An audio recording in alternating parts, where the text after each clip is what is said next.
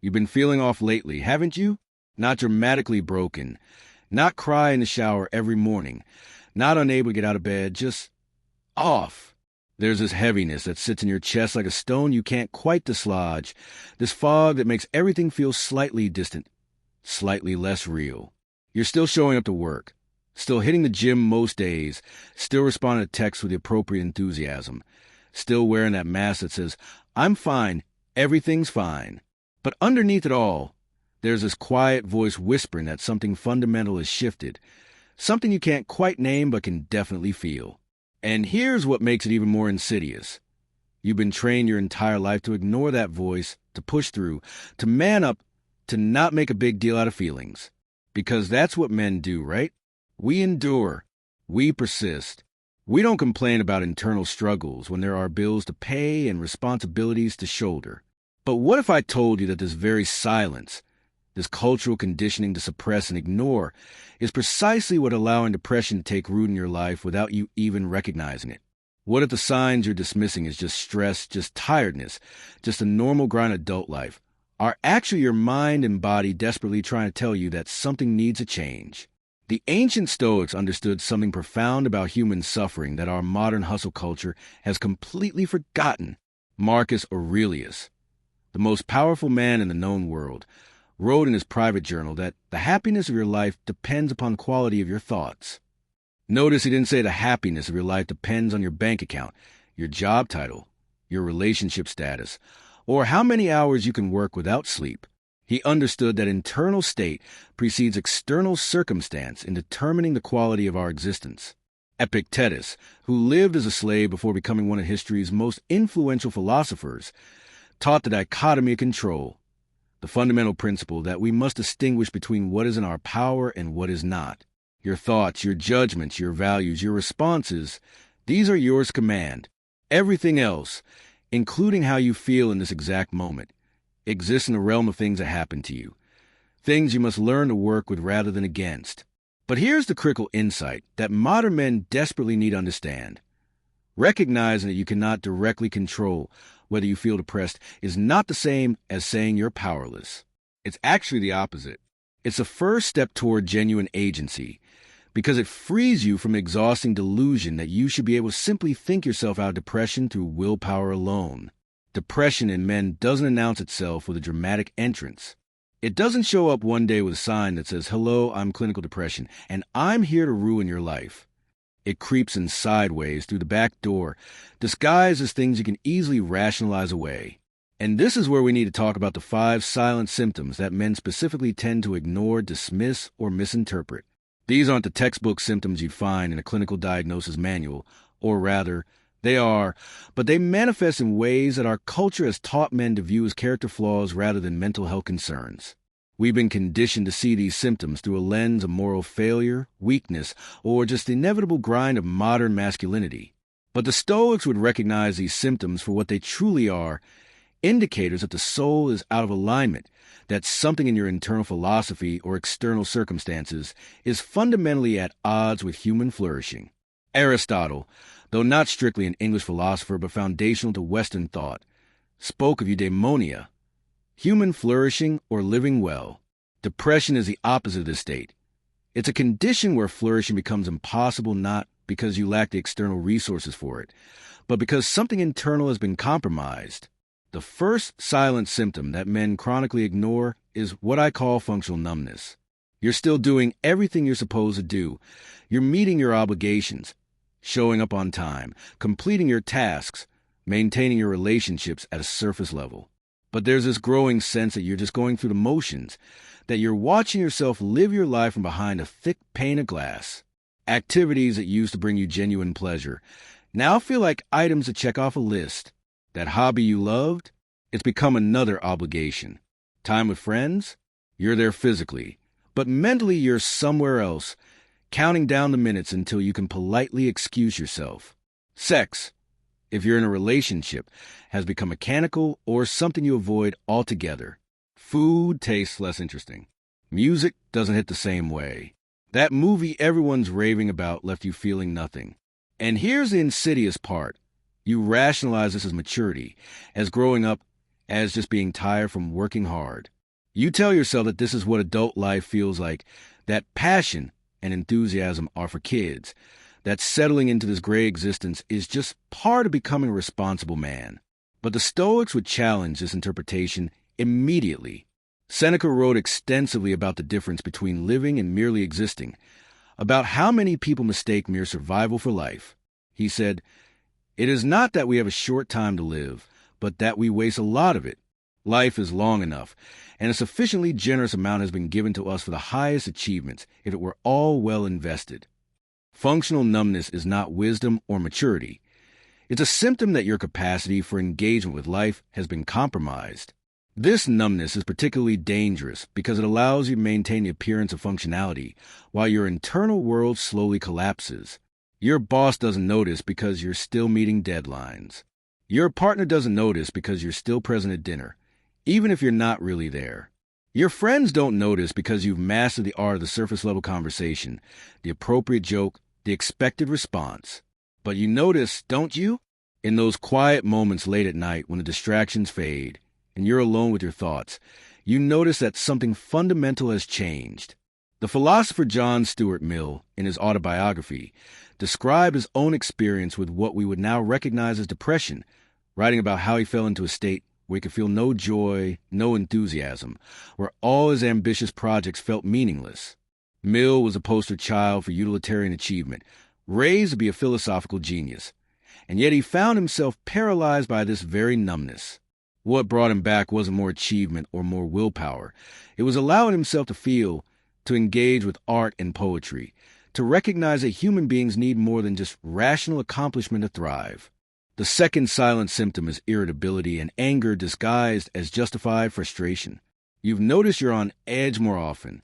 Small inconveniences that wouldn't have bothered you before now set your teeth on edge. Someone chewing loudly makes you want to scream. Traffic becomes an existential assault. Your coworkers' habits fill you with a disproportionate rage. Your partner's harmless questions feel like interrogations. You snap at people who don't deserve it, then immediately feel guilty, then rationalize that they actually did deserve it because they shouldn't have pushed your buttons. You're irritable with yourself, with your circumstances, with the world in general. And again, you rationalize this as reasonable. The world is frustrating. People are annoying. You're under stress. You're not getting enough sleep. You have a lot on your plate. All of these things might be true, but they don't explain why your fuse has become so catastrophically short. The Stoics had a sophisticated understanding of anger. Marcus Aurelius wrote, "How much more grievous are the consequences of anger than the causes of it?" Seneca wrote an entire treatise on anger, recognizing it as one of the most destructive emotions, calling it a brief madness. But here's what's crucial. The Stoics didn't view anger simply as a moral failing to be suppressed through sheer willpower. They understood it as a signal, as a symptom of underlying disturbance in your philosophical framework, in how you're interpreting and responding to the world. When a man is experiencing depression, anger often becomes the only emotion he allows himself to feel, because anger is culturally acceptable for men in a way that sadness, fear, or vulnerability are not. Anger is active, powerful, masculine. Sadness is passive, weak, feminine. So your psyche does what it's been trained to do. It converts all that underlying pain, all that numbness, all that existential despair into the one emotion you're permitted to express. You're not sad that your life feels meaningless. You're angry that your boss is incompetent. You're not frightened that you feel disconnected from everyone you love. You're furious that your wife doesn't understand you. You're not grieving the loss of your former enthusiasm for life. You're irritated that nothing seems to work properly anymore. The philosopher Thomas Hobbes described life in a state of nature as solitary, poor, nasty, brutish, and short. When you're in the grip of depression, this is how everything starts to feel, and anger becomes your default response to that feeling. But Hobbes also understood that we have a capacity to build better systems, to create conditions for human flourishing. Recognizing that your anger is disproportionate, that it's not actually about the things you're angry at, is the first step toward addressing the underlying depression. The third silent symptom is physical manifestation that you dismiss as purely physical problems. Your back hurts, and it's getting worse despite the stretching and the physiotherapy. You're getting headaches more frequently, That dull, persistent ache behind your eyes that no amount of water or aspirin seems to fully resolve. Your stomach is constantly unsettled. Not sick enough to miss work, just perpetually uncomfortable. You're tired all the time, but you're sleeping, so you figure you must just need to sleep more. Or you're not sleeping well. Lie awake at 3 a.m. with your mind racing through every failure and future disaster, or waking up multiple times throughout the night, or sleeping too much, hitting the snooze button 7 times because the thought of facing another day feels unbearable. Your libido has disappeared, and you tell yourself it's because you're tired, or because you're getting older, or because relationships naturally become less sexual over time. You might be experiencing digestive issues, muscle tension that never quite releases, a feeling of heaviness in your limbs, like you're walking through water. And you approach all of these symptoms separately, as isolated physical problems requiring physical solutions. You go to the doctor for your back. You get your eyes checked for the headaches. You try different diets for your stomach. You buy a new mattress for your sleep problems. And some of these interventions might help temporarily, but the underlying issues persist or new ones emerge because you're treating symptoms rather than causes. The mind and body are not separate entities. This is something ancient philosophy understood better than our modern fragmented approach to healthcare. The Stoics practiced holistic well-being, understanding that physical health, mental clarity, and philosophical wisdom were interconnected. Marcus Aurelius regularly reminded himself of the unity of body and soul, writing, "Nowhere can man find a quieter or more untroubled retreat than in his own soul." But he also recognized that the body's state affects the soul's capacity for tranquility. When you're in chronic pain, when you're exhausted, when your body is manifesting the stress and depression that your mind refuses to acknowledge, you cannot achieve the philosophical equanimity that the Stoics prized. The English philosopher John Locke, in his essay concerning human understanding, explored how all knowledge comes through bodily experience, how our physical state fundamentally shapes our capacity for thought and understanding. Depression doesn't just make you feel sad. It makes your body hurt. It disrupts your sleep. It interferes with basic biological functions. And because men have been conditioned to see the body as a machine that should just work if properly maintained, we interpret these physical manifestations as mechanical failures rather than as the body's desperate attempt to communicate that something is fundamentally wrong. The fourth silent symptom is social withdrawal disguised as preferring your own company or being busy. You've started declining invitations more frequently. That standing weekly thing with your friends, you've bailed on it 3 times in the last month. Your family wants to get together. You find reasons why this weekend doesn't work. Someone invites you to a party, and the thought of going fills you with a kind of preemptive exhaustion. You're spending more time alone, and you tell yourself this is because you're introverted, because you need to recharge, because people are draining and you have important things to do. You might be filling that time with productivity, working longer hours, starting ambitious projects, consuming content endlessly. Or you might be filling it with nothing, scrolling through social media for hours, binge-watching shows you're not really engaged with, playing video games not because they're fun, but because they're numbing. The key indicator isn't the alone time itself. Solitude can be profoundly healthy and necessary. The key indicator is how you feel during and after that solitude. Are you emerging refreshed and genuinely restored? Or are you spiraling deeper into isolation while telling yourself you're fine? Aristotle argued that human beings are fundamentally social creatures, that we achieve our highest form of flourishing through connection with others, through participation in community, through what he called philia, deep friendship based on mutual virtue and goodwill. The Stoics, despite their emphasis on self-sufficiency, also recognized the fundamental human need for connection. Marcus Aurelius wrote, "We were born to work together like feet, hands, and eyes, like the 2 rows of teeth, upper and lower. To obstruct each other is unnatural. To feel anger at someone, to turn your back on him, these are obstructions. When you're withdrawing from social connection, you're not becoming more self-sufficient. You're cutting yourself off from one of the fundamental sources of human flourishing." But here's the trap.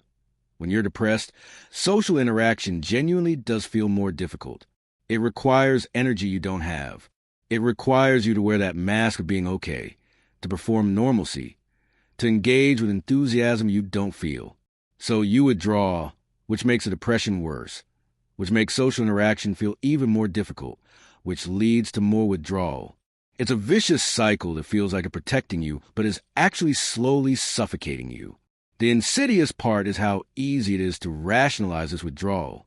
Modern life provides endless justifications for isolation. You're busy with work. This is responsible, ambitious, necessary for success. You're focusing on self-improvement. This is laudable, proactive, better than wasting time on superficial socializing. You're an introvert. This is just your personality. Nothing wrong with it. You're tired. This is understandable given how hard you work. All of these rationalizations contain some truth, which makes them perfect camouflage for depression-driven isolation. The philosopher David Hume wrote extensively about sympathy and social connection as fundamental to human moral development and happiness. He understood that we are not self-contained rational agents, but beings who develop our sense of self through interaction with others, whose emotions and well-being are fundamentally linked to the emotional and social environment around us. When you withdraw, you're not just missing out on pleasant social experiences. You're depriving yourself of a fundamental component of what makes you human, what allows you to maintain perspective on your own thoughts and feelings, what provides a feedback necessary to recognize when your internal experience has become distorted. The fifth silent symptom, and perhaps the most dangerous because it's the most invisible, is the loss of future orientation combined with persistent negative automatic thoughts. You've stopped making long-term plans with any real enthusiasm or belief they'll happen. When you think about the future, it's either blank, vaguely threatening, or you just can't seem to conjure at all. Someone asks you what you want to be doing in 5 years, and you can't generate an answer that feels meaningful. Projects that require sustained effort over time seem pointless before you even begin. You're increasingly living day to day, but not in a healthy, mindful way. In the way of someone who can't see beyond the immediate survival of getting through today. And alongside this future blindness, you got this constant stream of negative commentary running in your head. Thoughts like, I'm not good enough, I always mess things up, nothing ever works out for me, I'm falling behind everyone else, I'm wasting my life, nobody really cares. What's the point of any of this? These thoughts have become so constant, so automatic, that you barely notice them anymore. They're just the background noise of your existence, the lens through which you interpret every experience. The Stoics had a sophisticated practice around examining thoughts, around recognizing that thoughts are not facts, but interpretations that we have the power to challenge and change. Epictetus taught, it's not what happens to you, but how you react to it that matters. And more specifically, he argued that it's our judgment about events, not the events themselves, that cause our suffering. When Marcus Aurelius found himself thinking negatively, he would actively challenge those thoughts, asking himself whether they were based in reality or in his own fearful projections. He wrote, choose not to be harmed, and you won't feel harmed. Don't feel harmed, and you haven't been. This isn't toxic positivity or denying reality. It's recognizing that much of our suffering comes from the stories we tell ourselves about reality, rather than from reality itself. But here's the critical distinction that modern men need to understand. Challenging negative thoughts is a practice that requires energy, awareness, and a certain baseline of mental health. When you're depressed, your capacity for this kind of cognitive work is compromised. The negative thoughts aren't just occasional visitors you can reason with. They're the entire operating system. They color everything. They feel absolutely true, even when objectively they're not.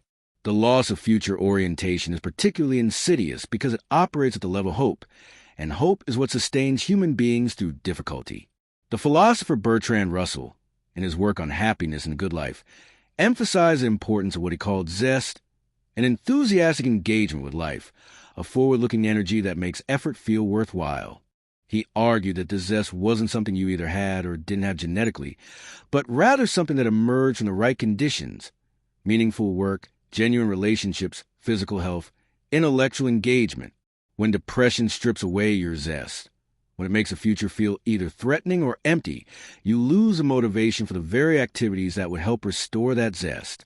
You stop pursuing meaningful work because what's the point? You stop investing in relationships because they seem fragile and temporary. You stop taking care of your physical health because why bother? You stop engaging intellectually because nothing seems interesting anymore. And with each withdrawal, the future becomes less populated with positive possibilities, which reinforces your sense that there's nothing to look forward to. Now, here's where we need to pause and confront something uncomfortable.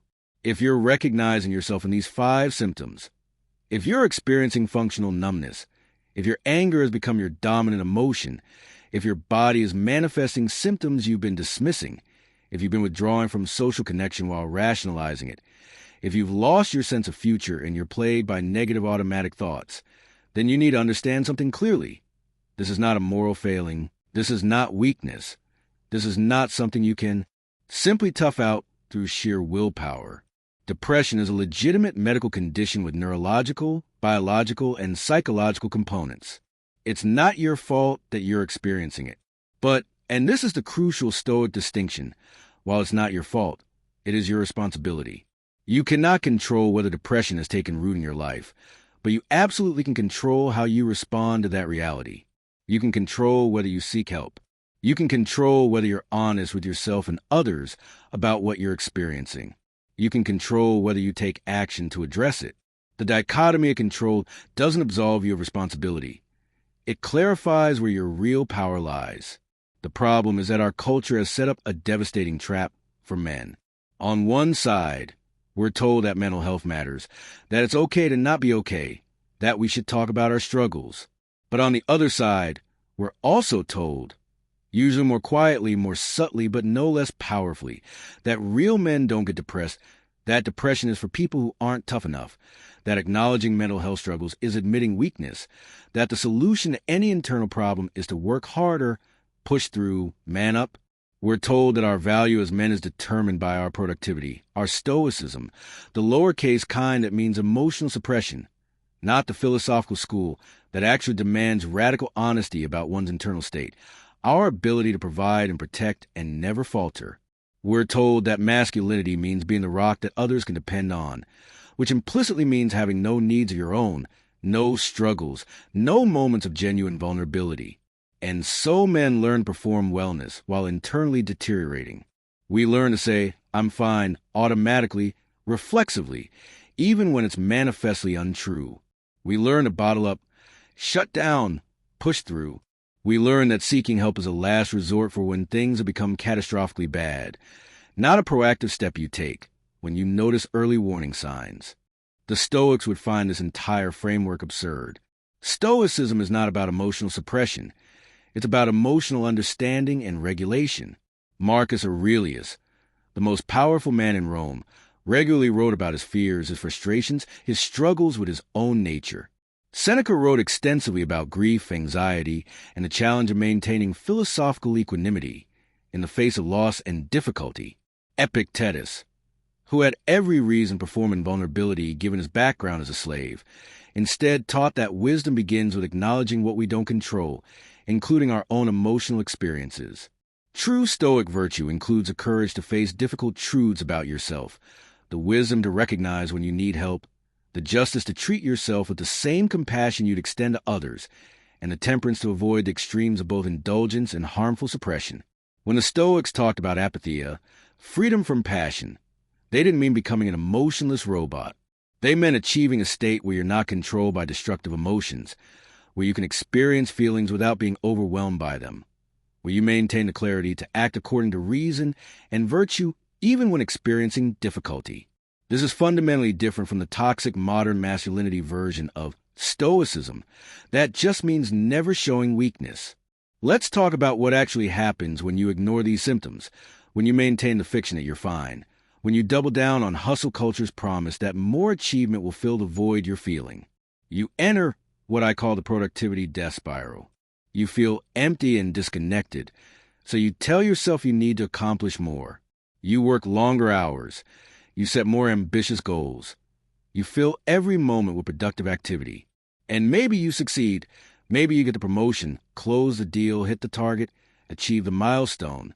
And for a brief moment, you feel a flicker of satisfaction, a sense that maybe this was a thing that would fix everything.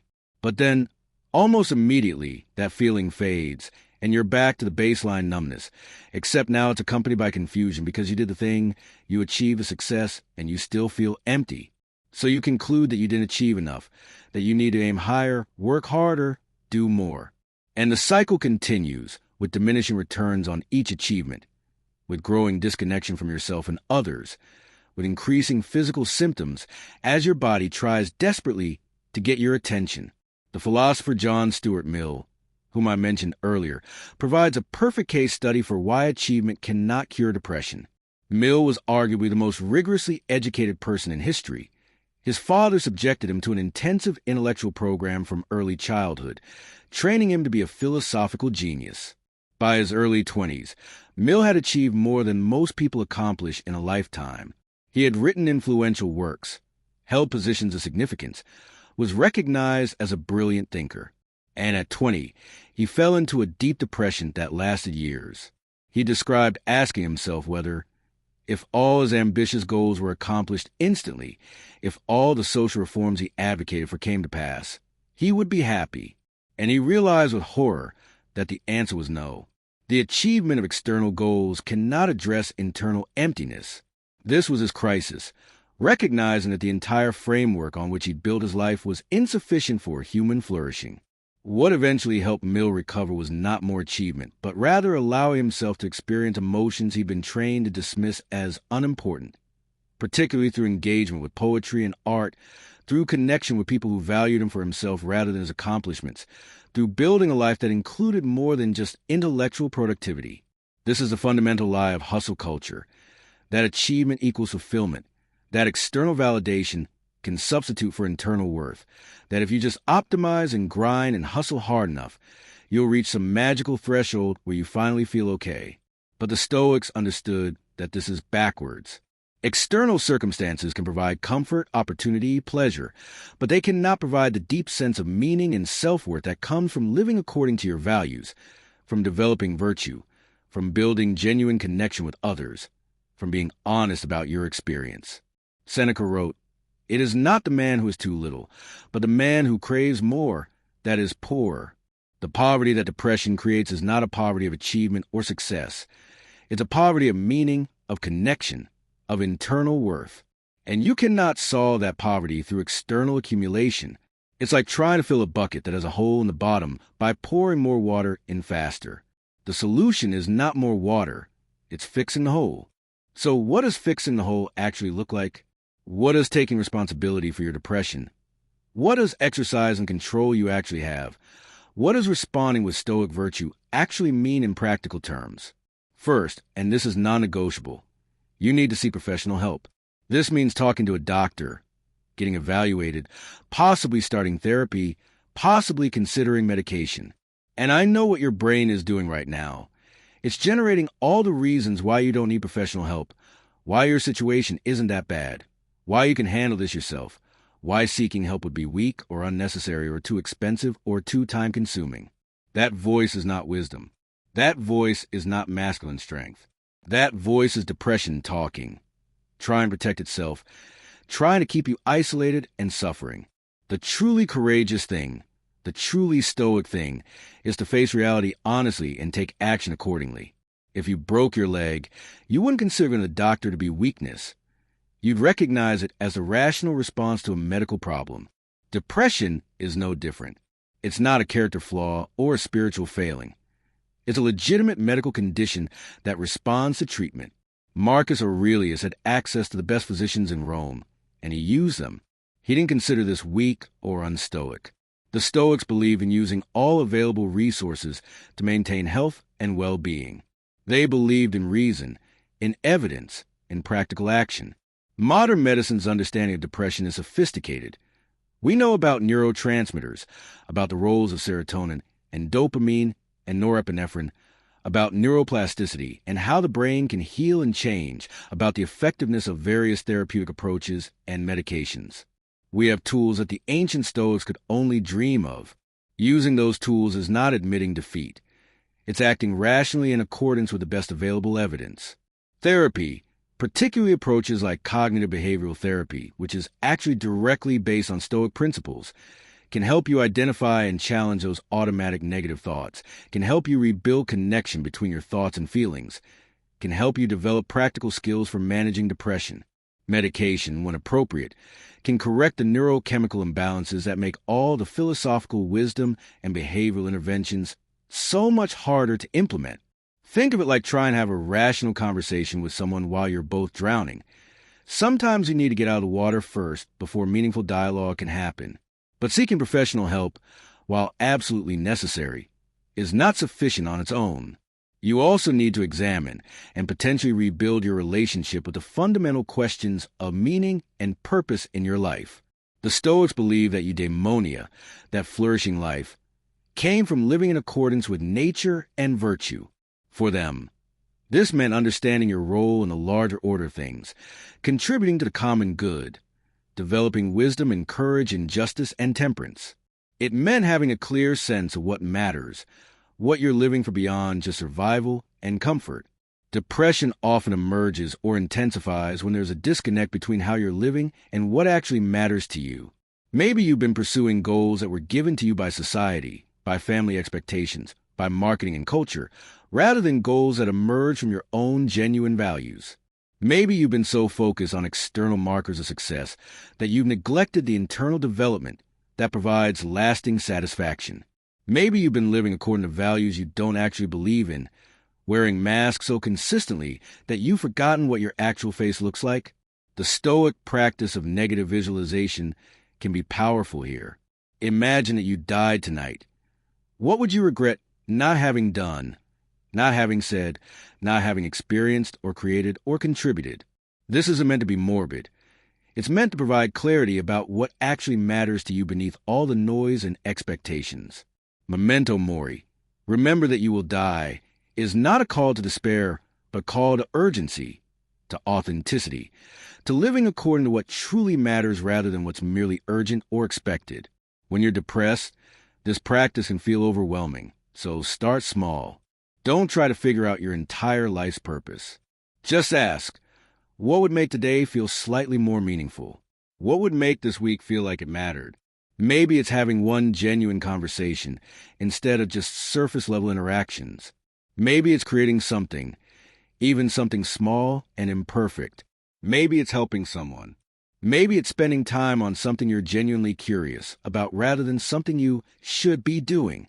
Meaning is built through accumulated small choices that reflect your values, not through one grand revelation or achievement. You also need to rebuild social connection, which I know feels nearly impossible when you're depressed. The irony is that isolation makes depression worse, but depression makes it harder to reach out, creating a vicious cycle. But the Stoics would tell you that just because something is difficult doesn't mean it's not necessary. Just because you don't feel like doing something doesn't mean you shouldn't do it. In fact, one of the key insights of Stoicism is that virtuous action often requires acting contrary to your immediate feelings, acting in accordance with reason even when emotion pulls you elsewhere. Reaching out to friends, even when you don't feel like it, even when it requires enormous effort, is a form of virtuous action. It's taking care of yourself. It's maintaining the social bonds that are fundamental to human flourishing. It's refusing to let depression isolate you completely. Start small here, too. You don't need to suddenly become the most social person alive. Just try to maintain some connection. Respond to that text. Say yes to one invitation. Have one genuine conversation where you're actually honest about how you're doing. Let someone in, even just a little bit. And here's something crucial about that honesty. You don't need to perform wellness for the people who care about you. One of the most exhausting aspects of depression is maintaining the mask, pretending everything is fine when it's not. But that pretense doesn't protect people. It isolates you and prevents them from being able to support you. The people who genuinely care about you would rather know you're struggling and be able to help them believe you're fine while you suffer alone. Yes, there's a risk in vulnerability. Someone might not respond well, might not understand, might minimize what you're going through. But there's also tremendous power in being genuinely seen, in letting someone witness your struggle without judgment, in discovering that you're not as alone as depression tells you that you are. The philosopher John Locke wrote about personal identity being fundamentally tied to consciousness and memory, to our ongoing narrative of ourselves. But I'd argue that personal identity is also fundamentally social. We know ourselves in part through how we're known by others. When you hide your true state from everyone, you lose that external validation of your experience, that sense that what you're going through is real and legitimate and witnessed. Physical health cannot be separated from mental health. Despite how we've compartmentalized these in modern medicine, the Stoics understood that the body and soul influence each other, that neglecting physical health impacts your capacity for philosophical practice and mental clarity. When you're depressed, basic self-care often falls away. You're sleeping poorly or too much, eating poorly or not enough, not exercising, maybe self-medicated with alcohol or drugs or unhealthy coping mechanisms. And each of these things makes a depression worse, which makes it harder to take care of yourself, which makes the depression worse. Breaking this cycle requires what the Stoics would call enkrateia, self-discipline or self-mastery. But this isn't the punishing self-discipline of hustle culture. It isn't about grinding harder or pushing through. It's about treating yourself with the same basic care you'd give to something you valued, something you had responsibility for maintaining. If you had a dog, you make sure it got fed properly, got exercise, got adequate rest. You're asking for less than what you give a dog when you're neglecting these basic needs in yourself. Start with one thing. Don't try to overhaul your entire life overnight. That's the achievement mindset again, the all-or-nothing thinking that depression encourages. Just pick one thing that you know would help and commit to it for a week. Maybe it's getting outside for 15 minutes a day. Maybe it's going to bed at a consistent time. Maybe it's eating one actual meal instead of just grazing on garbage. Maybe it's putting your phone away an hour before bed. Maybe it's moving your body in some way, even if it's just walking around the block. The ancient Stoics believed in building virtue through consistent practice, through what they called ascesis, voluntary training and discipline.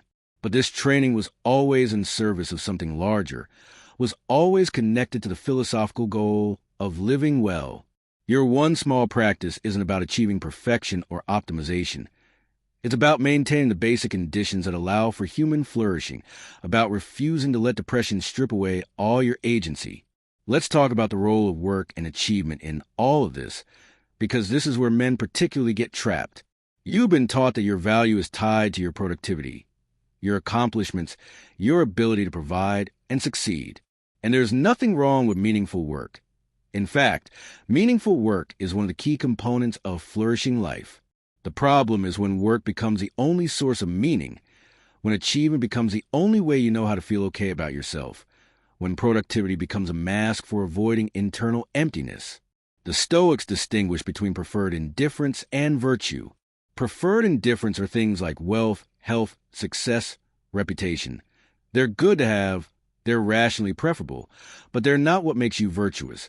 They're not where your real worth lies. Virtue, wisdom, courage, justice, temperance is the only thing that's truly good, the only thing that's always within your control, the only thing that can't be taken from you by external circumstances. Your worth as a human being is not determined by your job title or your bank account or your achievements. Those things matter. They affect your quality of life, but they don't determine whether you're living virtuously, whether you're becoming the person you want to be. Depression often intensifies when there's a values misalignment, when you're working incredibly hard for things you don't actually care about, when you're succeeding according to metrics that feel hollow. Maybe you climbed the ladder only to realize it was leaning against the wrong wall. Maybe you're making money, but your work feels meaningless. Maybe you're achieving things that impress others but leave you empty. The question isn't, should I quit my job and find my passion? That's usually neither practical nor actually what's needed. The question is, how can I bring more of what I value into my life as it currently is? Maybe it's finding ways to contribute to something beyond yourself in your current role. Maybe it's setting boundaries so work doesn't consume all your time and energy. Tentar novum enie, and space. Maybe it's pursuing something meaningful outside of work that gives you a sense of purpose that doesn't depend on external validation. Maybe it's reframing how you think about your work, seeing it not as the totality of your identity, but as one component of life that includes other sources of meaning. The philosopher Bertrand Russell, in his essay in praise of idleness, challenged a modern obsession with constant productivity, arguing that the cult of work was making people miserable and preventing them from engaging in the activities that actually contribute to human flourishing: contemplation, creativity, genuine leisure, relationship building, intellectual curiosity pursued for its own sake rather than for profit. He wasn't advocating for laziness, but rather for balance, for recognizing that human beings need time and space for more than just productive labor. When you're depressed and you respond by working harder, by filling every moment with productivity, you're not solving the problem. You're running from it. You're using work as an anesthetic, as a socially acceptable way to avoid confronting what's actually wrong.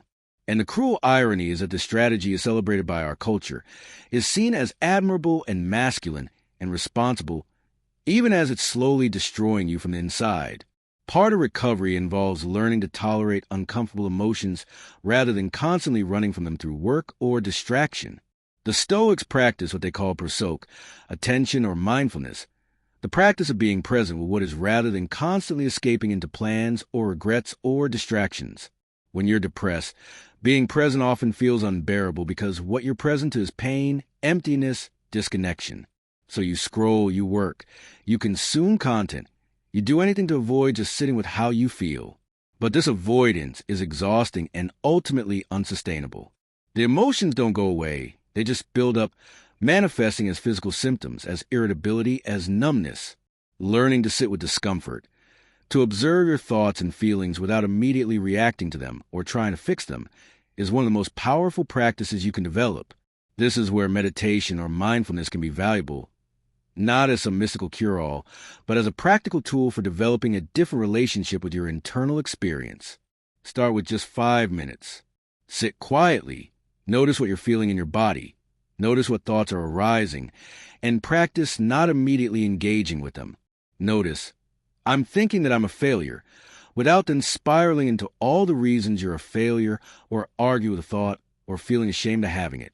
Just notice it as a thought, as mental content that's arising, as something you're experiencing rather than something that defines truth. The Stoics called this cognitive distancing, recognizing that your thoughts are your thoughts, not necessarily accurate reflections of reality. Marcus Aurelius wrote, "You have power over your mind, not outside events. Realize this, and you'll find strength." But having power over your mind doesn't mean controlling what thoughts arise. It means choosing how you respond to those thoughts, choosing whether to believe them and act on them or to recognize them as distorted by depression and respond with skepticism and compassion. Let's address something that might be coming up for you as you read this. The fear that if you acknowledge your depression, if you seek help, if you start being honest about your struggle, you'll somehow become less capable, less masculine, less able to handle your responsibilities. This fear is understandable, but fundamentally backwards. Depression is already making you less capable. It's already interfering with your ability to think clearly, to make good decisions, to be present for people who depend on you, to perform at your potential. Acknowledging it and addressing it doesn't make you weak. It makes you stronger, more capable, more in control. The Stoics distinguish between what they could control and what they couldn't. You cannot control whether you have depression, but you absolutely can control whether you respond to it with denial and avoidance or with honesty and appropriate action. The courageous path, the path of genuine masculine strength, is to face difficult truths about yourself and take action accordingly. Think about it this way.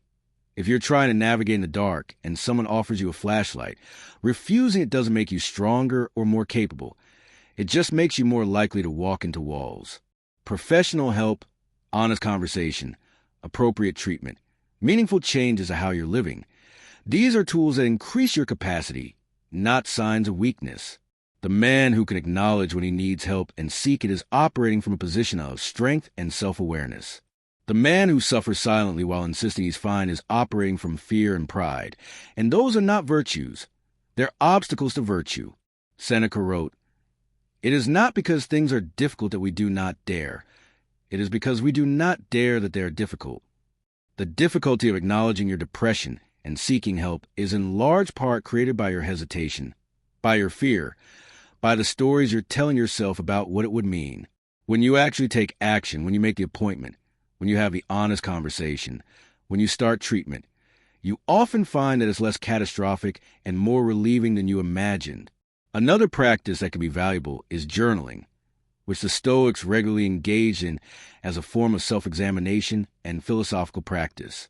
Marcus Aurelius' Meditations is essentially his personal journal, his ongoing dialogue with himself about how to live virtuously, how to handle difficult circumstances, how to maintain philosophical perspective in the midst of chaos. You don't need to write philosophical treatises. Just write honestly about what you're experiencing. Write about the thoughts that are plaguing you, the emotions you're feeling, the situations that are difficult. The act of writing creates distance and clarity. When the thoughts are just swirling in your head, they have tremendous power. They feel absolutely true. They overwhelm you. They control your perception of everything. When you write them down, you externalize them. You can see them more objectively. You can begin to question whether they're accurate or whether they're distortions created by depression. You can track patterns over time. Notice what triggers difficult periods. Identify what genuinely helps versus what just seems like it should help. There's also something powerful about the act of bearing witness to your own experience, about creating a record that says, this is what I went through, this was real, this mattered. Depression often creates a sense of unreality, a feeling that your suffering doesn't count because you don't have good reason for it, because others have it worse, because you should just be able to get over it. Journaling validates your experience as real and legitimate and worth attending to. And in practical terms, it can be valuable to bring to therapy or to medical appointments. It's much easier to describe patterns when you have a record than when you're trying to recall from memory how you've been feeling. The English philosopher John Locke placed enormous emphasis on the role of reflection in developing understanding, arguing that experience without reflection doesn't produce wisdom. Journaling is structured reflection, is a practice of paying attention to your own life in a systematic way. Now, let's talk about something that might feel controversial: the role of purpose beyond yourself in recovering from depression. Modern culture is deeply individualistic. It tells you to focus on yourself, to optimize yourself, to achieve your personal goals, to pursue your individual happiness. And there's nothing wrong with self-care or personal development. But the Stoics understood that human beings are fundamentally social creatures, that we find meaning through contribution to something beyond ourselves, that virtue includes justice, right action toward others and toward the community. When you're depressed, you often get trapped in a kind of recursive self-focus, where all your energy goes toward managing your own internal state, analyzing your own thoughts and feelings, trying to fix yourself. This is understandable and sometimes necessary, but it can also become a prison. Sometimes the path out of that prison involves turning your attention outward, finding ways to contribute to others, to be of service, to participate in something larger than your own internal struggle. This doesn't mean ignoring your own needs or pretending you're fine in order to help others. It means recognizing that meaning often comes through connection and contribution, that sometimes the best way to address your own pain is to reduce someone else's, that there's tremendous power in being needed and being able to respond to that need. Maybe it's volunteering for a cause you care about. Maybe it's mentoring someone younger who's struggling. Maybe it's just being genuinely present for a friend who needs support. Maybe it's creating something that might be valuable to others, writing art, music, building something practical. The key is that it's not about achievement or recognition. It's about contribution, about playing a constructive role in the larger human community. Marcus Aurelius constantly reminded himself that he was part of a larger whole, that his role was not just to manage his own internal state, but to contribute to the common good, to be useful in whatever way his position and talents allowed. When you're deeply depressed, this might feel impossible, and that's okay. Survival and stabilization come first. But as you begin to recover, as you start to have slightly more capacity, turning some of that capacity outward can be surprisingly healing. It provides external validation that you're not just a burden, not just broken, not just taking up space. You're someone who can contribute, who matters, who makes a difference even in small ways. It creates connection based on shared purpose rather than just shared proximity. It gives you something to focus on beyond the recursive loop of your own thoughts. It reminds you that you're part of something larger, that your individual struggle is one thread in a much larger human tapestry of struggle and resilience and meaning-making. Let's also address the role of creativity and beauty in recovery from depression. The philosopher John Stuart Mill, whom I've mentioned several times, found that what helped pull him out of his deep depression was not more philosophy or more achievement, but rather poetry, engaging with beauty, with emotional expression, with human creativity. He discovered that he had been living entirely in his rational intellect, neglecting the emotional and aesthetic dimensions of human experience. When you're depressed, everything can become gray, flat, devoid of beauty or joy. But engaging with beauty, whether creating it or experiencing it, can be a way of reconnecting with your capacity for feeling, for being moved, for experiencing something beyond numbness or pain. This doesn't mean you need to become an artist. It might mean actually listening to music instead of having it as background noise, actually looking at art, actually reading poetry or fiction that moves you, actually noticing the sunset or the way light falls through trees, or any small moment of aesthetic experience. Or it might mean creating something yourself, even if it's terrible, even if no one else ever sees it. The act of creation is itself meaningful. It's imposing form on chaos. It's expressing something internal in external form. It's producing something that didn't exist before you made it. When you're depressed, creation can feel impossible because depression tells you there's no point, that anything you make will be worthless, that you have nothing to say or express. But this is precisely why creation can be powerful.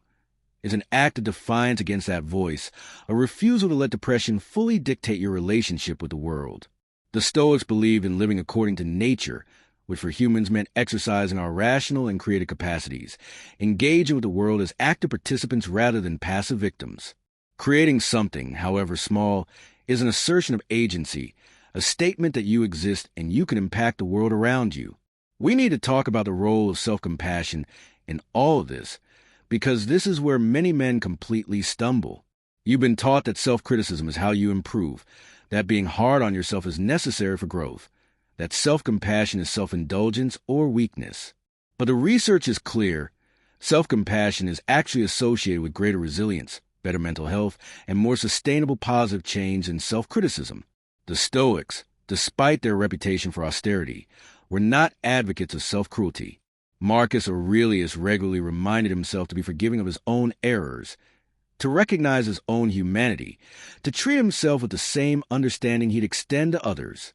He wrote, "When you wake up in the morning, tell yourself, the people I deal with today will be meddling, ungrateful, arrogant, dishonest, jealous, and surly. They are like this because they can't tell good from evil." But he also recognized that this applied to himself, that his own failings came from ignorance and human limitations, not from malice, and therefore deserved understanding rather than harsh judgment. Self-compassion doesn't mean letting yourself off the hook or refusing to take responsibility. It means treating yourself as you would treat a good friend who's struggling, with understanding, with encouragement, with realistic expectations, with recognition that failure and difficulty are part of the human experience. When you notice yourself engaging in harsh self-criticism, try asking, would I say this to a friend in my situation? Usually the answer is no, because you recognize that such harshness wouldn't be helpful, would just make them feel worse, would undermine their capacity to actually address the problem. The same is true for you. The harsh internal critic that tells you you're worthless, that you're failing, that you should just try harder, that there's something fundamentally wrong with you. That voice is not helping you improve or grow. It's just adding suffering on top of suffering, making it harder to take constructive action. Practicing self-compassion might feel foreign or uncomfortable at first, especially if you spent years operating from self-criticism. Start small. When you notice harsh self-judgment arising, try to soften it slightly. Instead of, "I'm such a failure," try, "I'm struggling right now and that's hard."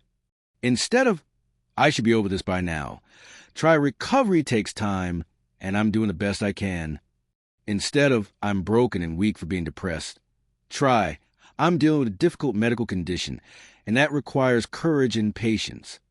This isn't lying to yourself or denying reality. It's simply treating yourself with basic human decency, with the recognition that you're doing your best in difficult circumstances, that you deserve care and support including from yourself. The philosopher David Hume wrote about sympathy as a fundamental human capacity, the ability to resonate with and respond to others' suffering. But sympathy should also extend inward, should include the ability to recognize and respond to your own suffering with appropriate care. Let's address what might be the biggest obstacle to men seeking help and recovering from depression: shame. You're ashamed that you're struggling. You're ashamed that you can't just push through it. You're ashamed that your life doesn't measure up to what you thought it would be by now. You're ashamed that you feel weak when you think you should be strong. You're ashamed that you might need help that you might need medication, that you might need to admit you can't handle everything on your own. Shame is perhaps the most toxic emotion we can experience because it goes beyond, I did something bad, to, I am something bad. It's not about your behavior. It's about your core identity, your fundamental worth. And shame thrives in silence and secrecy. When you're hiding your depression, when you're pretending everything is fine, when you're suffering alone, shame grows and metastasizes until it colors everything. The antidote to shame is vulnerability and connection.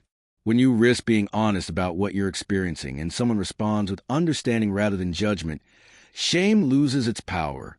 When you discover that other men have struggled with the same things you're struggling with, that you're not uniquely broken or weak, shame begins to dissolve. When you stop performing in vulnerability and allow yourself to be genuinely seen, including your struggles and imperfections, you often discover that people respect your honesty and courage more than they respected your mask of perfection. The Stoics believed in truth-telling as a fundamental virtue, in living authentically in accordance with reality rather than in accordance with appearances. Hiding your depression, pretending you're fine, maintaining a facade, this is not strength or virtue. It's fear and pride getting in the way of authentic living. The truly courageous act is to be honest, first with yourself about what you're experiencing, and then with others who are safe and appropriate to share with. This doesn't mean you need to broadcast your struggles to everyone or share inappropriately. The Stoics also value discretion and wisdom about when and how to share. But it means having at least some people in your life who know the truth, who can support you, who can help you maintain perspective when depression is distorting your view of reality. It means not carrying this burden entirely alone. It means recognizing that connection is not a luxury but a fundamental human need, and that asking for help or accepting support is not weakness but wisdom. Marcus Aurelius, despite being emperor, regularly sought counsel from philosophers and trusted advisors. He didn't see this as diminishing his authority or revealing weakness. He saw it as rational behavior, as using available resources to make better decisions and maintain wisdom.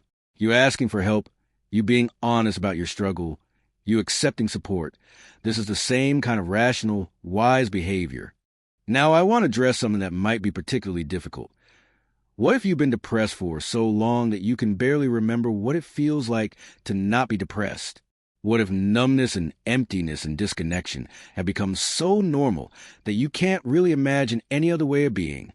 This is common with chronic depression, and it creates a particular kind of hopelessness because recovery requires believing that change is possible, that things can be different. But if your entire adult life has been colored by depression, if you don't have clear memories of feeling genuinely okay, how do you maintain hope that treatment will help? The answer is that you don't need hope that feels emotionally compelling. You just need willingness to try. The Stoics distinguish between what they call preferred indifference and virtue. Hope, optimism, positive feelings about the future. These are preferred indifference. They're nice to have, but not required for right action. What's required is simply the decision to act in accordance with reason and virtue, even without the emotional conviction that it will work. Think of it like this. You're in a dark room, and someone tells you there's a door somewhere that leads to light. You can't see the door. You have no emotional conviction that it exists. You're not filled with hope and optimism about finding it. But you also recognize that staying motionless in the dark isn't working, that you have nothing to lose by searching for the door, that the reasonable action is to start feeling along the walls even though you're not sure there's a door to find. Seeking treatment when you're not sure it will help, when you don't feel hopeful, when you can barely imagine feeling better. This is not naivety or delusion. It's the rational response to your situation. The evidence is clear that depression is treatable, that therapy works, that medication works, that people recover even from severe chronic depression. You don't need to feel hopeful about this evidence. You just need to act on it. And recovery doesn't mean returning to some idealized state you've never actually experienced. It means developing capacity to engage with life, to feel emotions including positive ones, to find meaning in connection and purpose. It means building something you might not have had before, not just recovering what you've lost. This can actually be liberating. You're not trying to get back to some perfect past. You're trying to build a future that includes more than just survival and suffering. You're learning skills and developing capacities that you may never have had. You're becoming more self-aware, more emotionally intelligent, more capable of authentic connection, more clear about what matters to you. Depression is terrible, and I would never minimize the suffering it causes. But the process of recovering from it, of doing the difficult work of therapy and self-examination and behavioral change, can leave you with genuine strengths you didn't have before. The Stoics talked about a more fatty love of fate, the practice of not just accepting what happens to you, but embracing it as necessary and even good. This doesn't mean you should be happy about having depression or grateful for suffering. It means recognizing that this is what your life includes right now, that wishing it were different doesn't help, that the path forward involves working with reality as it is rather than as you wish it were. You have depression. This is a fact, like the fact of your height or your age or your location in space and time. You can either waste energy resenting this fact, denying this fact, hiding from this fact, or you can acknowledge it and focus your energy on responding to it effectively. A more fatty is choosing the latter, not because it's easy or pleasant, but because it's the only approach that leads anywhere productive. Let's talk about setbacks, because recovery from depression is not linear. You'll have good days and bad days. You'll make progress and then slide backwards. You'll think you're getting better, and then have a period where everything feels just as bad as ever. This is normal, expected, and not a sign that treatment isn't working or that you're failing. The Stoics understood that progress in virtue and wisdom was not a smooth upward trajectory, but a process filled with setbacks and difficulties.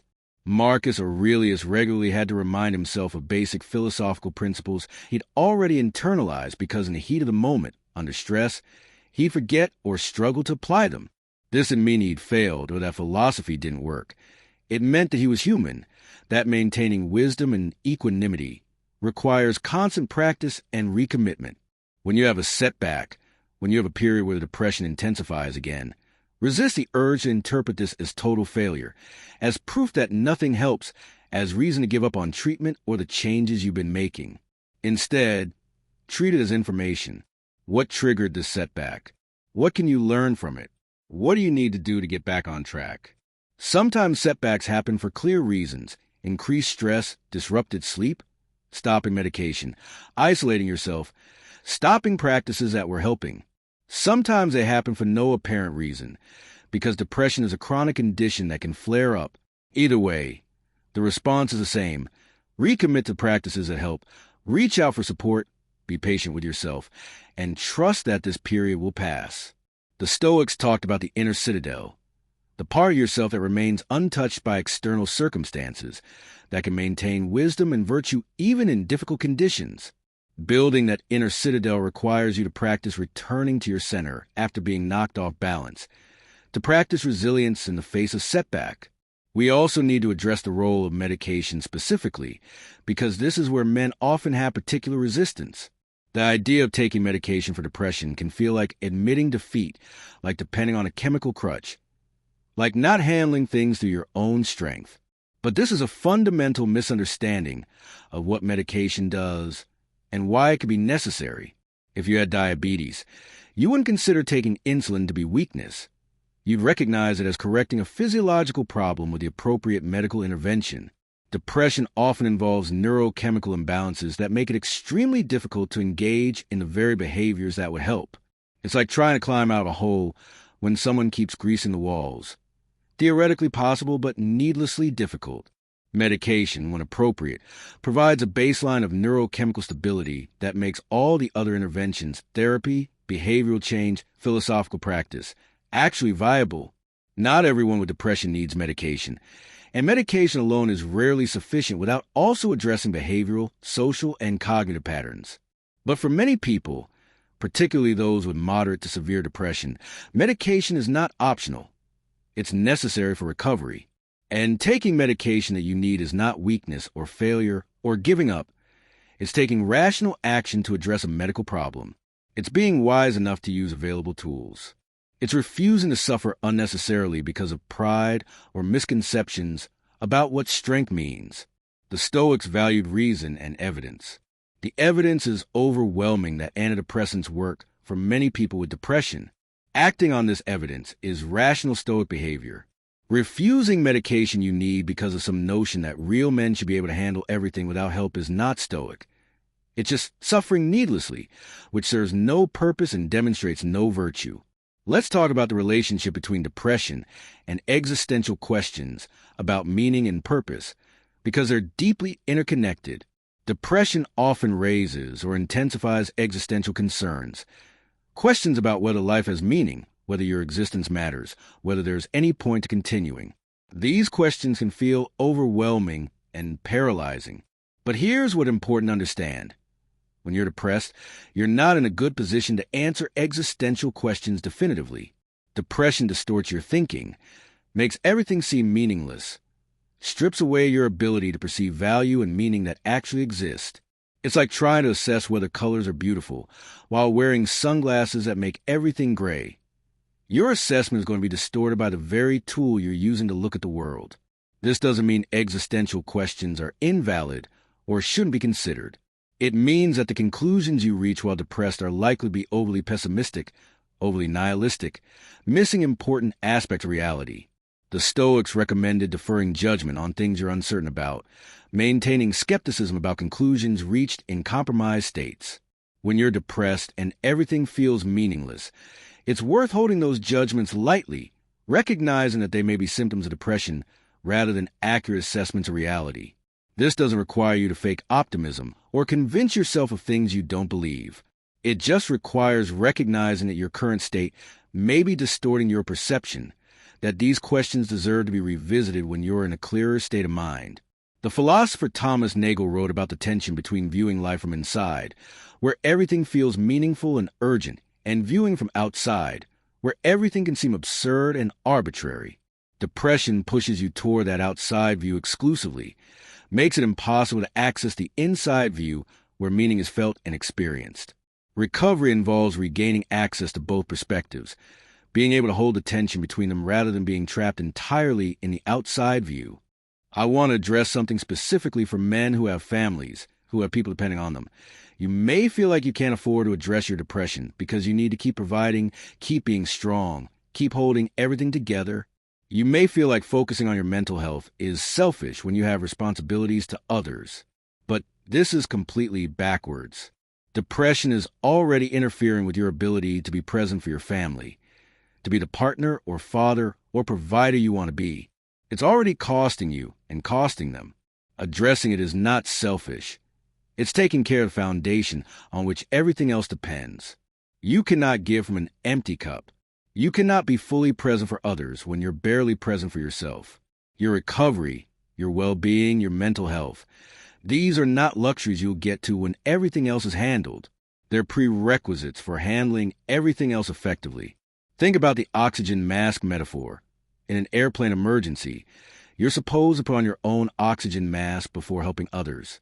Not because you're more important, but because you cannot help others if you've passed out from lack of oxygen. The same principle applies here. Taking time for therapy, taking medication if you need it, making changes to reduce stress, being honest with your family about what you're going through. These things benefit them even if they temporarily require them to adjust or accommodate. And modeling the courage to address mental health challenges, to seek help, to be vulnerable, to prioritize well-being. This is valuable for your children to see, particularly if you have sons who are learning what masculinity looks like.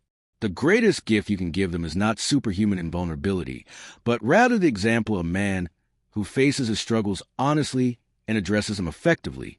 Now, let's address something critical. If you're experiencing thoughts of suicide or self-harm, if you're at the point where you're considering ending your life, then this is a psychiatric emergency and you need immediate help. Call a suicide prevention hotline. Go to an emergency room. Tell someone you trust what you're thinking. Suicidal thoughts when you're depressed are symptoms of the illness, not accurate assessments of your situation.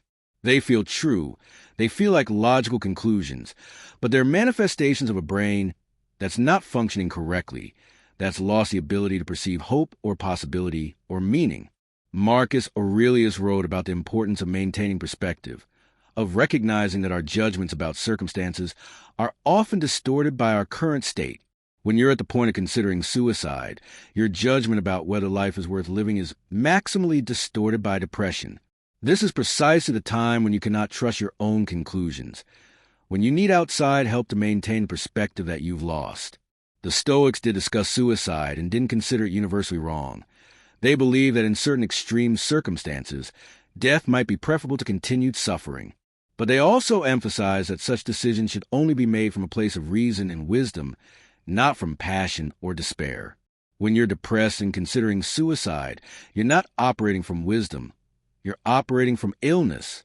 The Stoic response would be to recognize this, to defer the decision, to seek help, to create conditions where you might regain the clarity necessary to assess your situation accurately. And here's what's crucial. Depression is treatable. Suicidal crises pass. People who survive suicide attempts overwhelmingly report being glad they survived. The pain you're experiencing feels permanent and insurmountable, but it's neither. Treatment works. People recover. The future you're dismissing as impossible often turns out to contain things you cannot currently imagine: connection, meaning, periods of genuine okayness, or even happiness. Don't make a permanent decision based on temporary suffering that can be addressed. Let me speak directly to something that might be operating in the background of everything I've said. The fear that if you're not depressed, if you actually recover, you won't be motivated anymore, you won't be driven, you won't achieve things.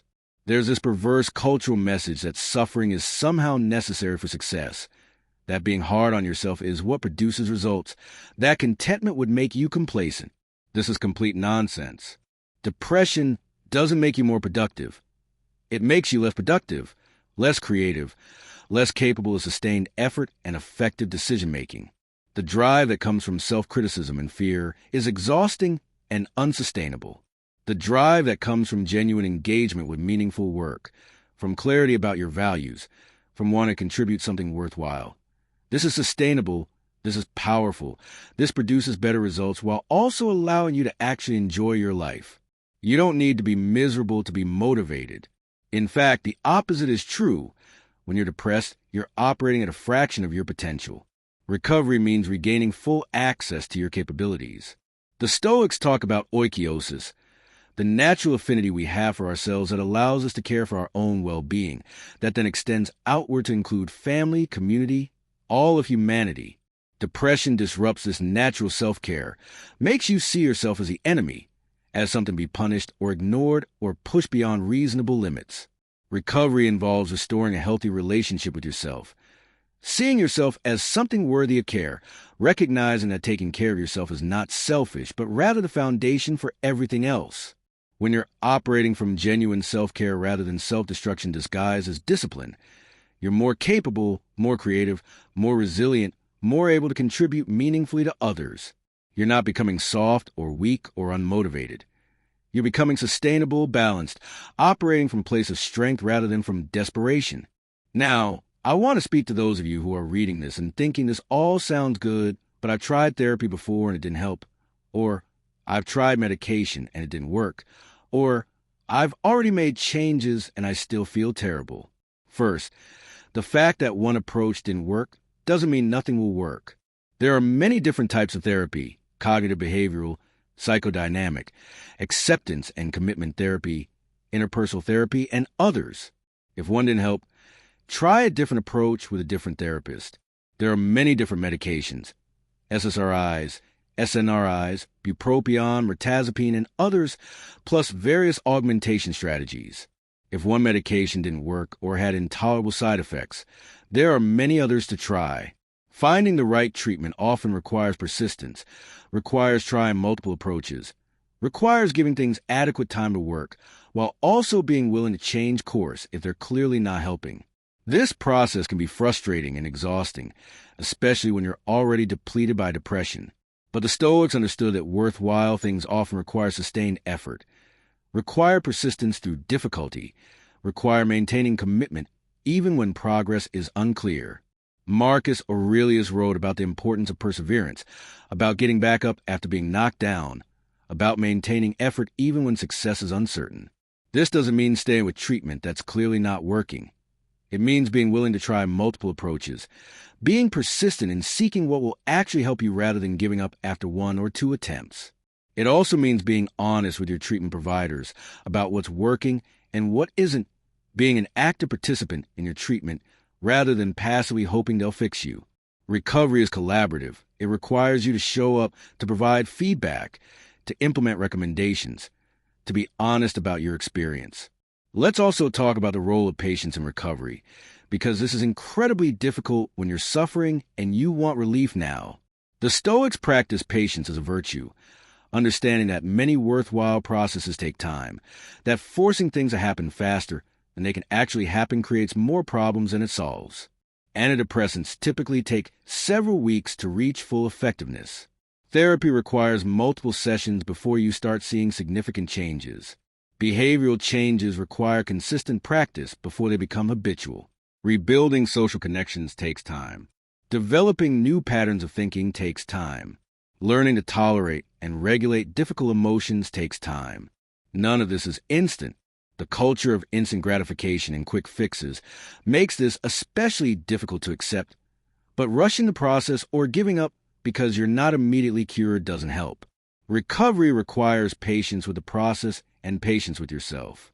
This doesn't mean passively waiting and hoping you'll feel better someday. It means actively engaging in treatment and recovery practices while also recognizing that significant change takes time, that you won't see dramatic improvements tomorrow, but you might see them in 3 months or 6 months if you persist. It means measuring progress in small increments rather than expecting dramatic transformation. It means recognizing that some days will be better than others, that setbacks don't erase progress, that the general trajectory matters more than any individual day. Seneca wrote, "It is not because things are difficult that we do not dare. It is because we do not dare that they are difficult." Sometimes the difficulty of recovery is amplified by our resistance to engaging fully with the process, by our impatience, by our demand that it happen faster or easier than it actually can. When you commit to the process with patience and persistence, when you keep showing up even when progress feels slow, you're doing the difficult but necessary work of recovery. I want to address what happens after you start to feel better, because this is also important and often overlooked. When you begin to recover, when depression starts to lift, you might feel tremendous relief, but you might also feel confused or even guilty. Confused because you've been depressed for so long that feeling okay seems strange or unfamiliar. Guilty because you look back at how you were behaving, at opportunities you missed, at ways you hurt people or failed to show up, and you feel ashamed. It's important to recognize that you were doing the best you could with the resources and capacity you had. Depression strips away your capacity to function at your best. Yes, you have responsibility for your actions, but you also deserve compassion for how difficult those actions were in your impaired state. As you recover, focus forward rather than dwelling in regret. You cannot change the past. You can only learn from it and commit to doing better going forward now that you have more capacity to do so. You'll also need to rebuild things that depression damaged, relationships that became strained, work that suffered, aspects of your life that fell apart when you were just trying to survive. This requires patience and humility. You may need to make amends to people you hurt. You may need to rebuild trust that was damaged. You may need to prove through consistent behavior over time that you're reliable again. This is part of recovery, not just feeling better internally, but repairing the external damage that depression caused. The Stoics believe that virtue includes justice, right action toward others, making amends when you've caused harm, taking responsibility for your impact even when your intentions were not malicious. As you recover, you have the opportunity to practice this, to acknowledge where you fell short, to make genuine efforts to repair and rebuild. But you also need to be careful not to fall into the trap of defining yourself by your depression or your recovery. Yes, this is a significant experience that has shaped you and taught you things. But you are not your depression. You're not a depressed person. You're a person who has experienced depression. This distinction matters because it allows you to maintain identity and worth that exists independent of your mental health condition. As you recover, you're not becoming a new person. You're reclaiming yourself. You're accessing capacities that were always there but were suppressed. You're building on strengths you already had while also developing new skills in the recovery process. Your worth does not depend on being perpetually recovered, on never struggling again, on having overcome some heroic ordeal. Your worth is inherent. It exists simply because you're a human being, because you're part of the larger human community, because you have the capacity for reason and virtue and contribution. The Stoics had a concept called the cosmopolis, the idea that all rational beings are citizens of a single universal community, that we all have fundamental worth and dignity regardless of our circumstances. Your depression doesn't diminish your citizenship in this universal community. Your struggles don't make you less worthy of care and respect and opportunity. You belong here. You matter. Your life has value even when depression makes it impossible to feel that value.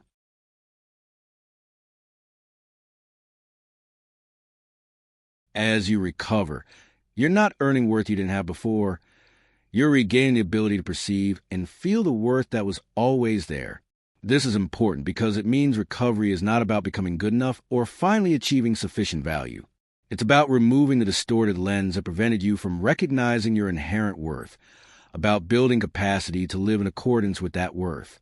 Let me address something about the relationship between depression and existential meaning one more time, because this is so central and so difficult. When you're depressed, life can feel meaningless, and this can lead to the conclusion that life is objectively meaningless, that you simply recognize a truth that others are too naive or distracted to see. This is one of depression's most insidious lies. It takes your subjective experience of meaninglessness and convinces you it's an objective truth about reality. But meaning is not something that exists independently in the world, waiting to be discovered like a physical object. Meaning is something that emerges from the interaction between conscious beings in the world, from our values and commitments and relationships and projects. When depression damages your capacity to value things, to feel connected, to engage with projects, meaning disappears. Not because it was never there, but because the conditions necessary for experiencing meaning have been disrupted. The philosopher Viktor Frankl, who survived in Nazi concentration camps and wrote about finding meaning in even the most horrific circumstances, argued that the fundamental human drive is not for pleasure or power, but for meaning. He developed an entire therapeutic approach, logotherapy, based on helping people find or create meaning in their lives. But he also recognized that depression and trauma can damage our capacity to perceive meaning, can make the meaningful feel meaningless. His approach was not to argue people into believing life is meaningful, but rather to help them engage in activities and relationships and commitments through which meaning could emerge. You cannot think your way into feeling that life is meaningful when you're depressed. You have to act, to engage, to participate in life in ways that create the conditions where meaning can emerge. This is why behavioral activation is such a key component of treating depression. Getting you to do things even when you don't feel like it, even when they seem pointless, because doing them creates the possibility for meaning to emerge. As you engage in treatment and recovery practices, as you begin to reconnect with activities and relationships, you'll likely find that things start to feel more meaningful again. Not because you discovered some cosmic truth you were missing, but because you've restored your capacity to experience meaning, to value things, to care about outcomes. This is not delusion or naivety. It's recovering a fundamental human capacity that depression had damaged. The universe may or may not have inherent meaning or purpose, but your life can have meaning and purpose created through your values, your relationships, your contributions, your commitments. Depression strips this away and tells you it was never real. Recovery allows you to rebuild it and recognize that it is real, that subjective meaning is still meaning, that the fact that we create meaning rather than discovering it doesn't make it any less legitimate or important. Now, as we move toward wrapping this up, I want to talk about what action you need to take today, right now, based on everything I've said. First, if you recognize yourself in the 5 symptoms I described, stop dismissing them. Stop telling yourself you're fine. Stop rationalizing them away. Stop waiting for them to resolve on their own. Acknowledge honestly that you're struggling, that you might be dealing with depression, that you need help. This acknowledgement doesn't have to be public or dramatic. It can be internal, a private recognition that something is wrong and needs to be addressed. But it needs to be honest. The Stoics valued honesty above almost everything, particularly honesty with yourself. Lying to yourself about your condition, pretending you're fine when you're not, avoiding the truth because it's uncomfortable. This is not strength. It's fear and denial, and it prevents you from taking the action that would actually help. The philosopher Viktor Frankl, who survived in Nazi concentration camps and wrote about finding meaning in even the most horrific circumstances, argued that the fundamental human drive is not for pleasure or power, but for meaning. He developed an entire therapeutic approach, logotherapy, based on helping people find or create meaning in their lives. But he also recognized that depression and trauma can damage our capacity to perceive meaning, can make the meaningful feel meaningless. His approach was not to argue people into believing life is meaningful, but rather to help them engage in activities and relationships and commitments through which meaning could emerge. You cannot think your way into feeling that life is meaningful when you're depressed. You have to act, to engage, to participate in life in ways that create the conditions where meaning can emerge. This is why behavioral activation is such a key component of treating depression. Getting you to do things even when you don't feel like it, even when they seem pointless, because doing them creates the possibility for meaning to emerge. As you engage in treatment and recovery practices, as you begin to reconnect with activities and relationships, you'll likely find that things start to feel more meaningful again. Not because you discovered some cosmic truth you were missing, but because you restored your capacity to experience meaning, to value things, to care about outcomes. This is not delusion or naivete. It's recovering a fundamental human capacity that depression had damaged. The universe may or may not have inherent meaning or purpose, but your life can have meaning and purpose created through your values, your relationships, your contributions, your commitments. Depression strips this away and tells you it was never real. Recovery allows you to rebuild it and recognize that it is real, that subjective meaning is still meaning, that the fact that we create meaning rather than discovering it doesn't make it any less legitimate or important. Now, as we move toward wrapping this up, I want to talk about what action you need to take today, right now, based on everything I've said. First, if you recognize yourself in the 5 symptoms I described, stop dismissing them. Stop telling yourself you're fine. Stop rationalizing them away. Stop waiting for them to resolve on their own. Acknowledge honestly that you're struggling, that you might be dealing with depression, that you need help. This acknowledgement doesn't have to be public or dramatic. It can be internal, a private recognition that something is wrong and needs to be addressed. But it needs to be honest. The Stoics valued honesty above almost everything, particularly honesty with yourself. Lying to yourself about your condition, pretending you're fine when you're not, avoiding the truth because it's uncomfortable. This is not strength. It's fear and denial, and it prevents you from taking the action that would actually help. Second, make an appointment. Call your doctor. Find a therapist. Reach out to a mental health hotline. If you need help figuring out where to start, take one concrete action today that moves you toward getting professional help. Don't wait until you feel worse. Don't wait until you have time. Don't wait until you're sure you really need it. If you're uncertain whether what you're experiencing rises to the level of needing professional help, err on the side of seeking evaluation. Let a professional help you determine whether you're dealing with depression and what treatment would be appropriate. The worst that can happen is you find out you don't need intensive treatment and you've lost an hour or 2 getting evaluated. The worst that can happen if you don't seek help is that your depression continues unchecked, potentially worsening, potentially leading to crisis. The risk calculus here is obvious. Seek help. Third, tell someone what you're going through. Choose someone safe, someone who cares about you, someone who's generally supportive and understanding, someone you trust. You don't need to tell everyone. You don't need to make a big announcement. But breaking the silence with at least one person is powerful and important.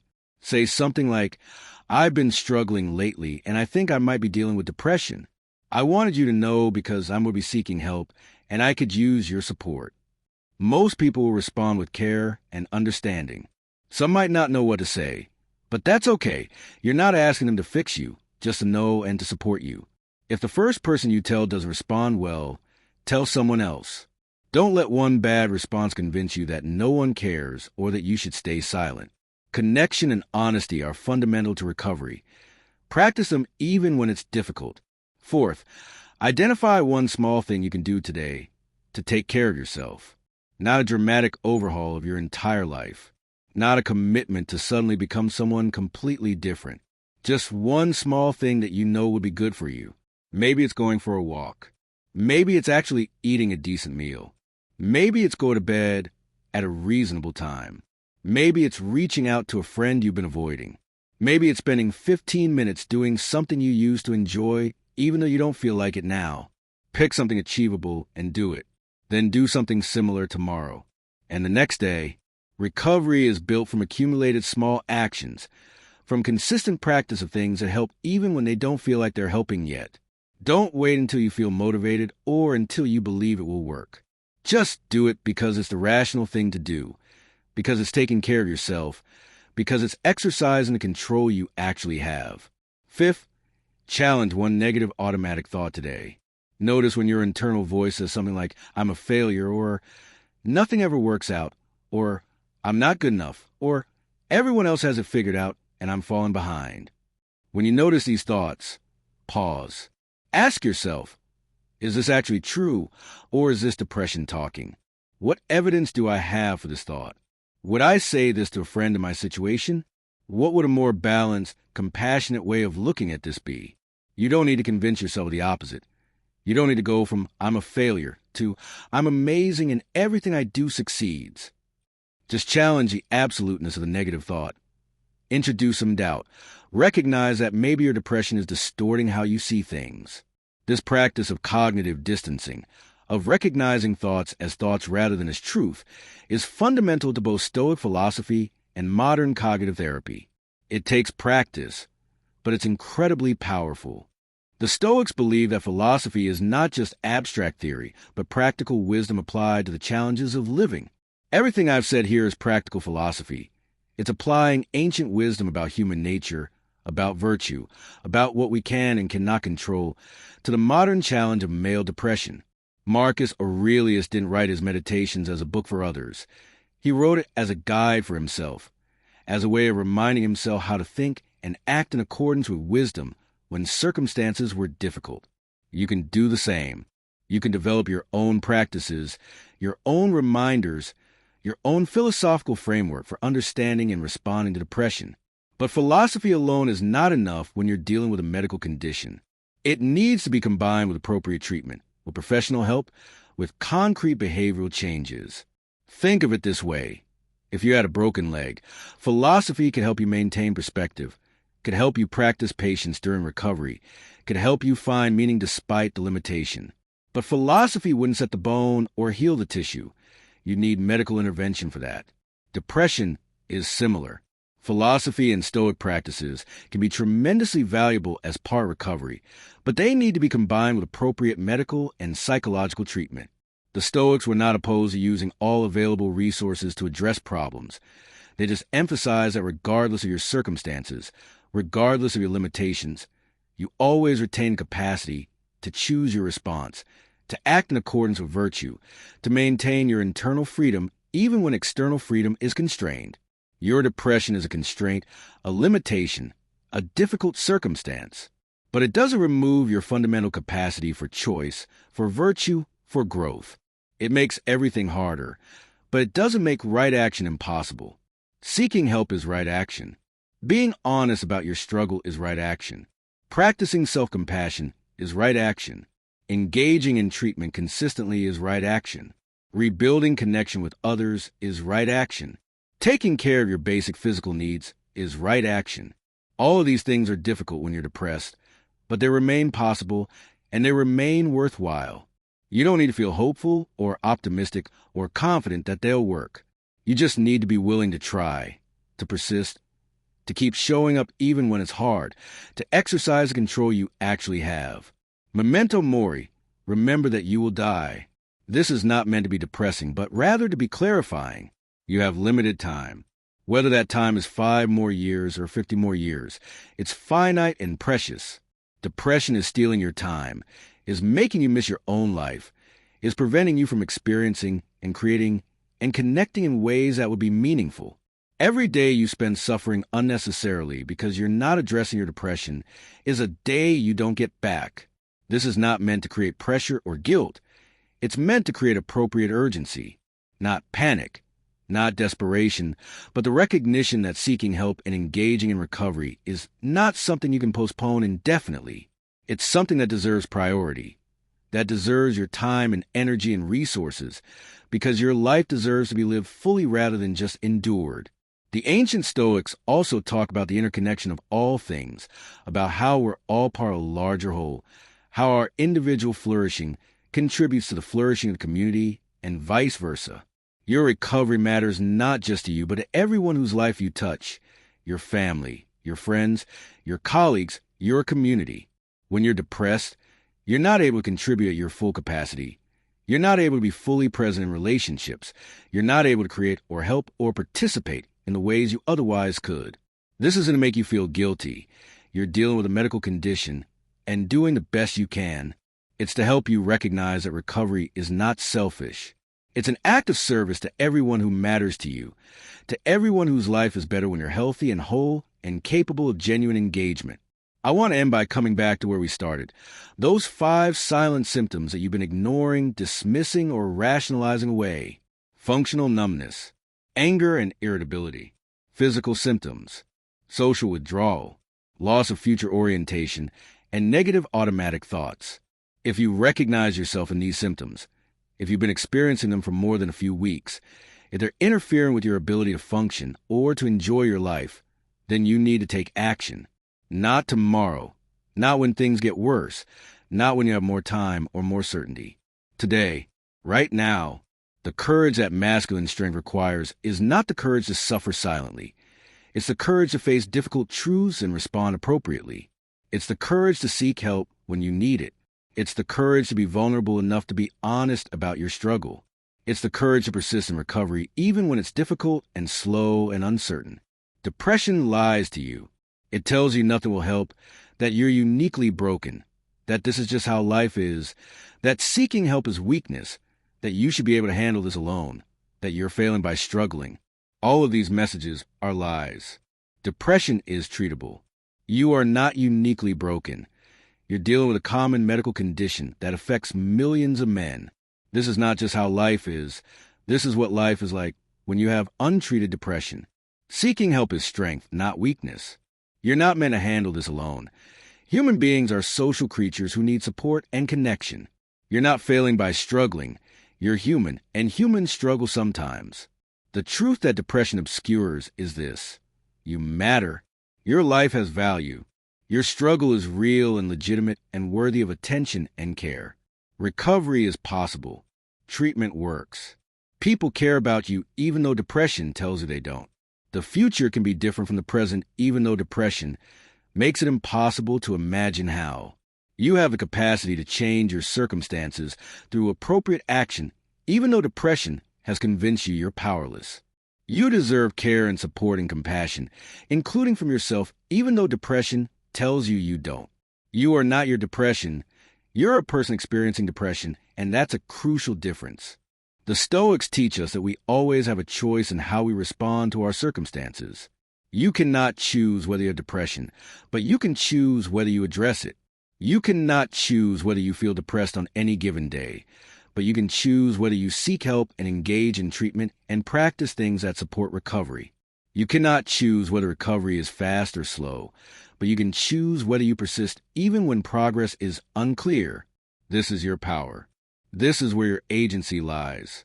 This is what masculine strength actually looks like in the face of mental health challenges, not in vulnerability, not suffering alone, not pretending everything is fine, but honest recognition of the problem and courageous commitment to addressing it. Your life is not over. Your best days are not behind you. You are not irreparably broken. You are dealing with a difficult but treatable condition. You have the capacity to recover, to rebuild, to create a life that includes more than just survival and suffering. But it requires you to take action, to seek help, to be honest, to persist, to keep showing up even when it's hard, to trust the process even when you don't feel hopeful about it, to exercise control you actually have while accepting what you cannot control. So here's what I'm asking you to do. Stop ignoring the symptoms.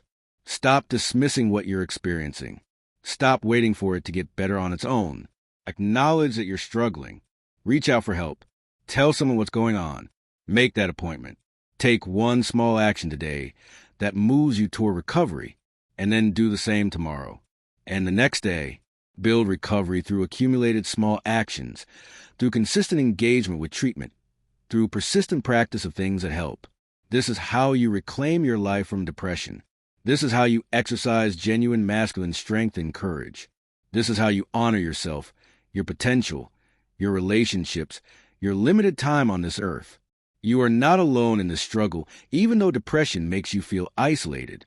You are not weak for experiencing this, even though depression tells you that you are. You are not without hope, even though depression makes hope impossible to feel. You have options. You have agency. You have the capacity to change your circumstances through appropriate action. But you have to choose to use that capacity. You have to choose to seek help, to be honest, to engage in recovery, to keep going even when it's difficult. That choice is before you right now. Make it. Take the first step. Reach out for help. Your future self, the one who has emerged from this darkness into a life that includes more than suffering, is waiting for you to make the choice that allows him to exist. Make it today.